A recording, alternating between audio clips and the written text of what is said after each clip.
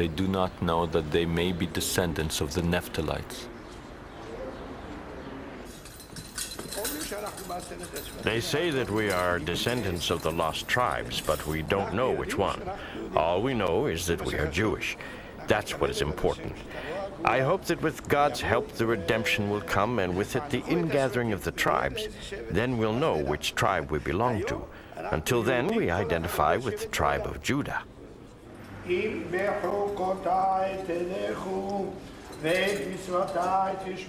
If by my laws you walk and my commandments you guard and do them, I will give your rain in due season. And you shall eat your bread to the full, and you will dwell in your land safely, and I will be your God, and you shall be my people. I am God, your God, who brought you out from the land of Egypt, that you shall not be slaves to them. And I have broken the bonds of your yoke, that you may go upright. Nonetheless, to this day there are Chinese people in Kaifeng whose identity papers still describe them as Jews, Yuda. Yudai, this is his name, right? Yes. Does he think he is a Jew? The exodus of the Red Sea parting, the exodus of eating quail that falls from heaven, water coming from the rock, and the enemies of the Israelites drowning in the Red Sea.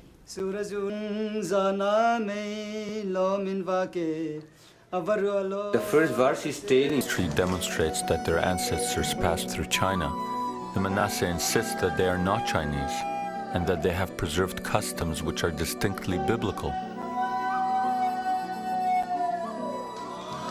if we were born China, then how come we are not following the religion of the Chinese people? The Chinese people religion is broadly two. When we learned that Manasseh eat pork, we thought these could not be Israelites. But interestingly, they mix the pork with ashes and regard it as a meal of shame to be eaten outside the home. These are the ashes.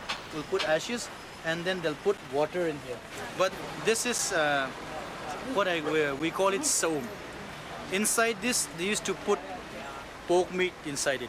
And then they ferment it and then it becomes smelly. Being brought from Ethiopia to Israel.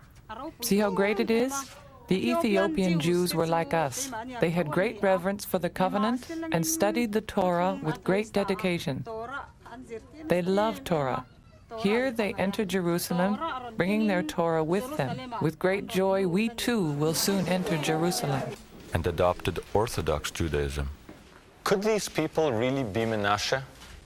Because if they are, we may have identified as many as 4 of the 10 lost tribes of Israel. Menashe, Dan being the Ethiopians, and Issachar and Naphtali among the Bukharan Jews of Central Asia. Another tribe was ruling parts of Afghanistan, Pakistan, and India. Zavula. This tribe was called Zavula. So maybe we could find in the Indian subcontinent, not on the border of Burma, descendants of the Zavula, just as we had found descendants of the Naphtalites in Central Asia. This shawl is known as Tolopuan. So this Tolopuan is a long traditional clothes worn by our forefather when they make a vow.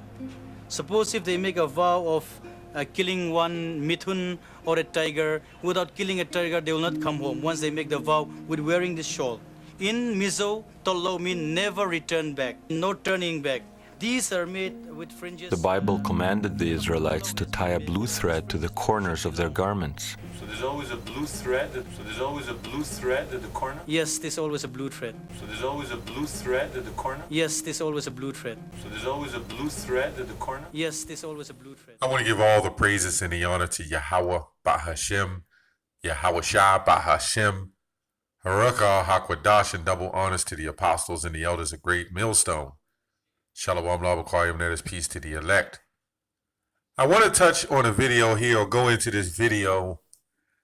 Probably one of the hardest videos I think I had to watch in the history of watching videos. But this is a good thing, okay, because everything we've been saying about this system and this man and what he does has been proven time and time again to be correct.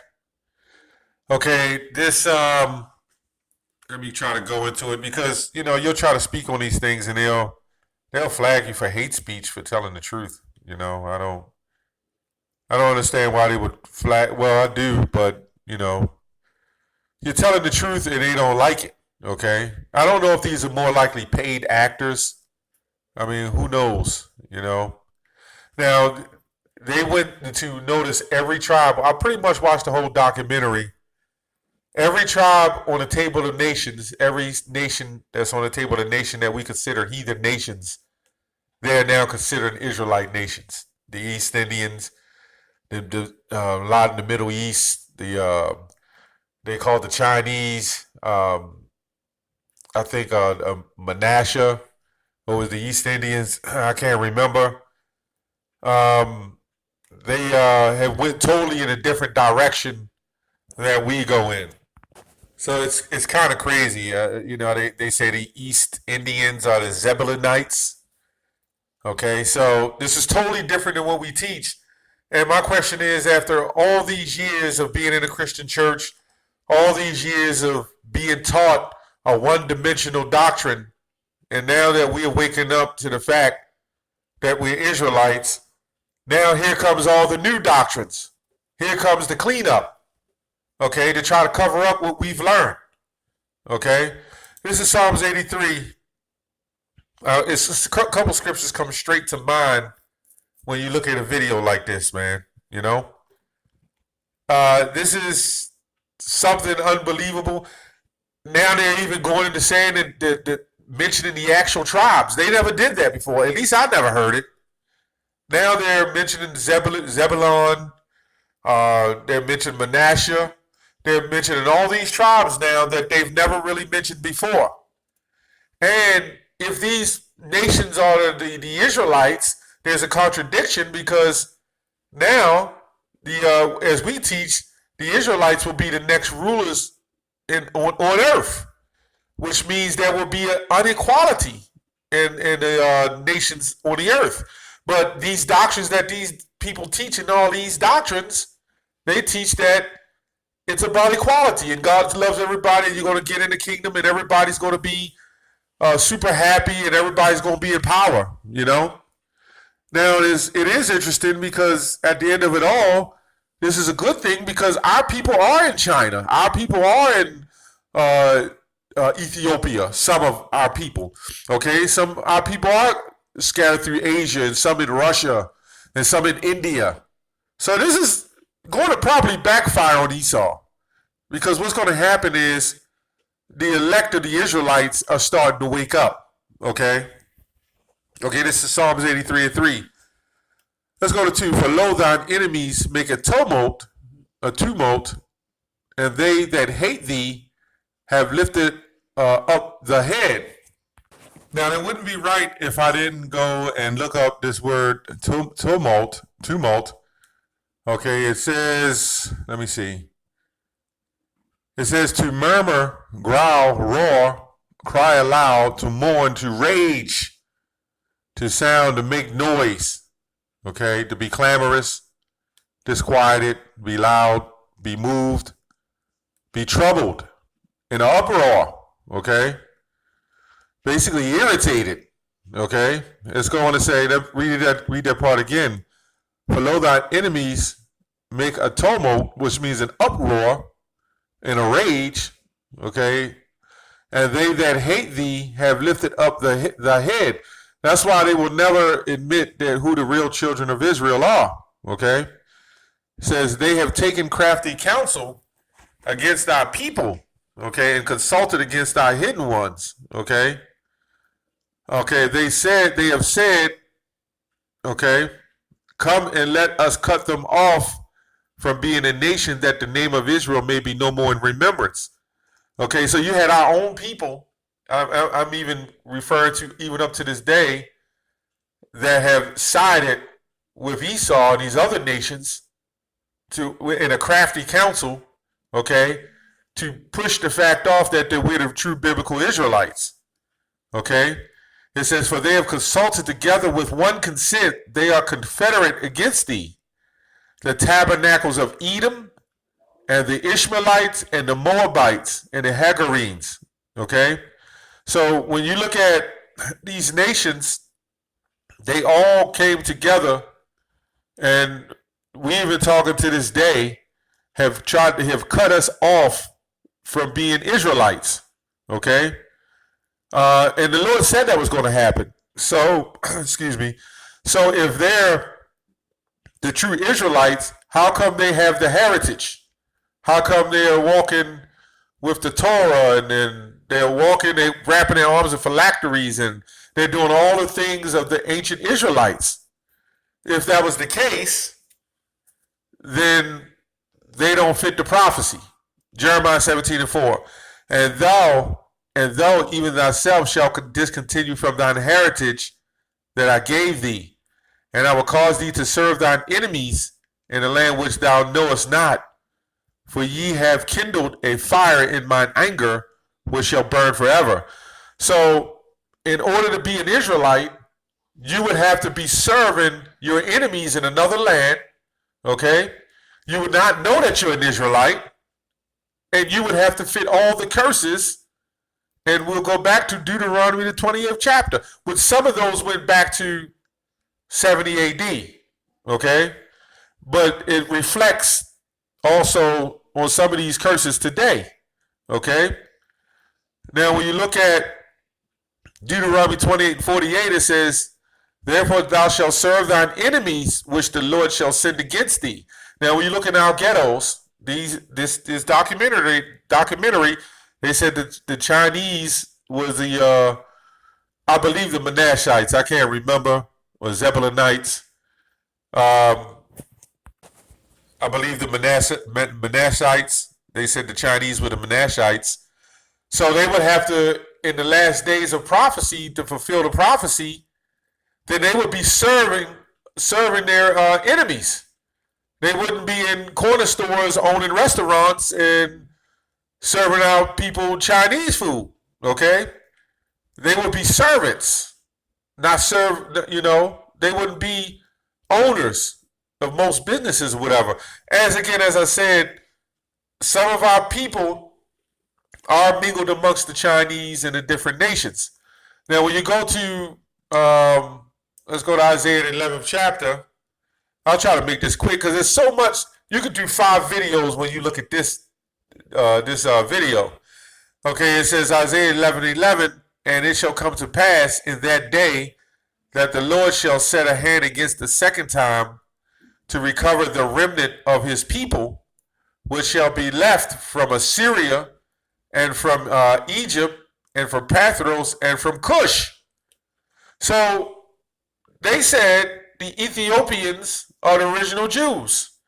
They said the Chinese are the original Israelites, so to speak.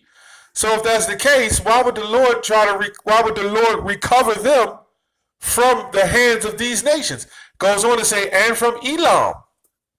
So why would the Lord recover his remnant out of those countries? That means our people are mixed amongst these nations, and the Lord is going to grab us. And this is synonymous because we're basically scattered from one end of the earth even into the other. That's also in the scriptures of Deuteronomy, the 28th chapter. Also, it mentions that in Ezekiel. So, how can the Lord recover the remnant of his people from these countries, right? If they're the so-called Israelites, okay? They would have to not be the Israelites in order for the Lord to recover them out of these places, okay? I'll read that part again. The Lord shall set his hand again the second time to recover the remnant of his people, which shall be left from Assyria and from Egypt and from Pathros and from Cush and from Elam and from Shinar and Hamath and the islands of the sea, okay? You know, you have biblical names, okay? And today, you had names that was changed, okay? And some of the Middle Eastern names are still listed. So what does the scripture say about the remnant of his people? Okay, let's read Deuteronomy 28:64. It says, and the Lord shall scatter thee among all people. All people. So, when you read Hosea, the first chapter and the 10th verse, it says, Israel shall be scattered as the sand of the sea, which cannot be measured nor numbered. So you see these so-called documentarists, these historians, they listen to what we say on YouTube. They listen to the groups, they listen to the Hebrew, they listen to what we teach, and then they extract it, and then they try to make a doctrine. But the problem is the truth will always stand, okay? You can't get around the truth, okay? It says, and the Lord shall scatter thee among all people from one end of the earth even to the other. So we know back then, this had to be a future prophecy because the end of the earth wasn't discovered back then, even in the time of the Roman Empire. Okay? It wasn't fully technically discovered. Okay? So this had to be a future prophecy. Okay? Neither shall, let me go on. It says, even to the other, and thou shalt serve other gods. Okay, now these people who claim to be Israelites, they're not serving other gods. Okay? Well, technically they are, but they believe they're serving the God of Israel. Goes on to say, which neither nor thy fathers have known, even wood and stone. Okay? Christianity, all forms of Christianity, Islam, and so forth. And some of our people who are in the Middle East is celebrating Islam. Okay? They really think they're Muslims. Okay? And among these nations shalt thou find no ease, neither shall the sole of thy foot have rest. Okay, that's why you see our people getting blown away by the police department. Okay, you mean all the hell and all the criticism and the things that happened to us in our Holocaust, which now they're trying to take slavery out of the history books. All these things that happened to us has been totally wiped away, and all these people that claiming to be the children of God, this is what they're saying, don't fit any of these curses according to the Bible. Okay? It's crazy. Okay? And let's go on down to verse 68. And the Lord shall bring thee into Egypt, okay, which is Mizraim, okay, again with ships. You didn't need ships then. So when people came to ships, or in the slavery with ships, okay, by the way whereof I spake unto thee, thou shalt see it no more again, and there ye shall be sold, okay, unto your enemies for bondmen and bondwomen, and no man shall buy you, meaning no man shall redeem you, because you can't be sold, okay? You can't, because I forgot this man named this Alton Davis and all these guys, they write books and say, we sold ourselves into slavery. That's them taking crafty counsel against the people, man. Okay? That's those guys, Alton Davis, our own people, all those the doctors. I can't remember his name. But the doctors and all those theologians that are our people, they'll come up and say, oh, they're talking about we were sold, but it says you won't be bought here. But it says you will be sold unto your enemies. And no man, when you go into the text, it means no man will redeem you. Okay? So I don't want to take too long on this video. I was trying to remember that doctor. But he reads from the Christian Standard Bible, which was really which was really a translation of the Holman Bible. And in that Bible, they took out many verses, many scriptures, and they switched around many scriptures. Okay? So when you look at these Christians and they read these Bibles, they have so many different interpretations, even inside their own belief, which is confusion in itself. At least us Israelites, and we'll say One West Israelites, we all read from pretty much the same Bible. Okay? The Apocrypha, King James 1611, okay? So we pretty much have the truth. We're just tuning and find parts of it, which we believe at Great Millstone, we have the 100% truth. But you got other groups who are trying to, on some levels are catching up, trying to catch up on understanding, and that's what we do. Try to, like with Cornelius being an Israelite. Okay, we can't have no confusion like that, man. You know.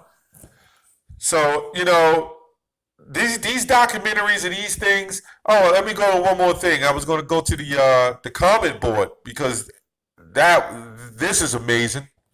Okay, now when you look at the comment board, I think the first 100 comments or more, as far as I could scroll, was totally against this whole video. Now this video has 3,500 views.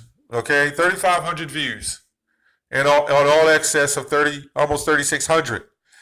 And out of the first 100 or 200 views I seen was all Israelites.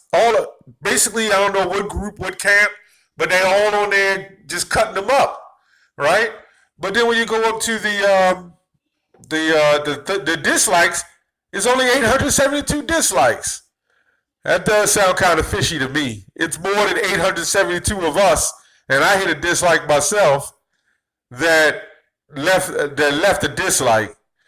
338,158 views so far, which probably 100,000 of them was Israelites. I'm not sure, but a good amount was Israelites. So Esau reaches again. That's all I have on that. Shalom.